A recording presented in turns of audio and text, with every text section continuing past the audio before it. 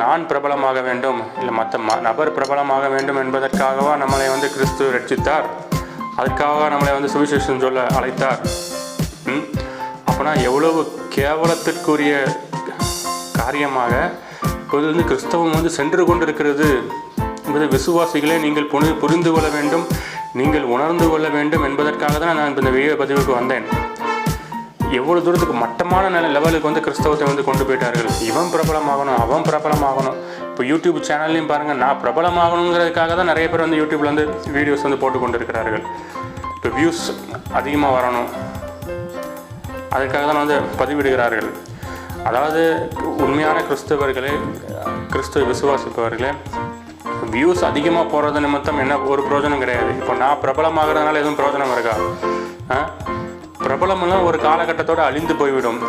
ஒரு உண்மையான சுவிசேஷம் என்னவென்றால் கிறிஸ்து பிரபலமாக வேண்டும். அதுதான் வந்து உண்மையான சுவிசேஷம்.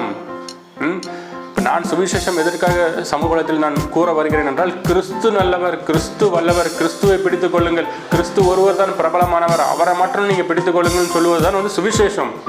ஆனால் இங்கே என்ன நடக்கிறது என்றால், ஜான் ஜபராஜ் பிரபலமானவர், இங்கே ஜெர்சன் எடின்பர் பிரபலமானவர், இப்படி ஒவ்வொரு மனுஷங்களுக்கு நேராகவும் இந்த பிசாசுகளை வந்து விசுவாசிகளை ஆகிய உங்களை வழிநடத்தி கொண்டிருக்கிறது. ஆனால் வேதம் வந்து திட்டமும் தெளிவுமாக கிறிஸ்து ஒருவர் தான் பிரபலமானவர், அவருக்கு நேராக நீங்கள் செல்லுங்கள் என்றுதான் வேதம் வந்து கூறுகிறது. யோவான் 7:4 எடுத்து வாசிப்போம்.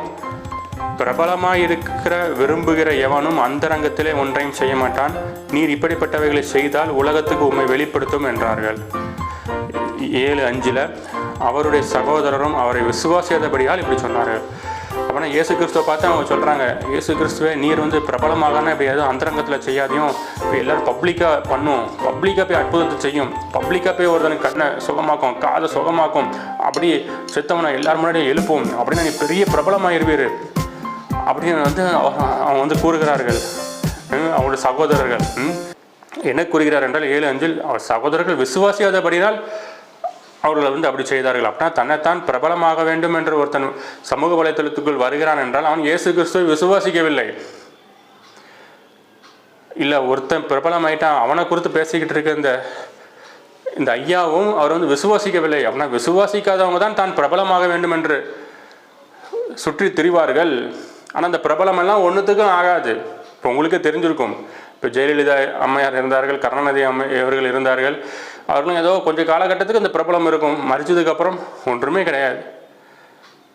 இப்போ உதாரணத்துக்கு பாருங்கள், வேதத்தில் உள்ள பெரிய பெரிய ரிச்சஸ்ட் மேன் இயேசு கிறிஸ்து வாழ்ந்த காலகட்டத்திலும் இருந்திருப்பாங்க. அப்போ இயேசு கிறிஸ்து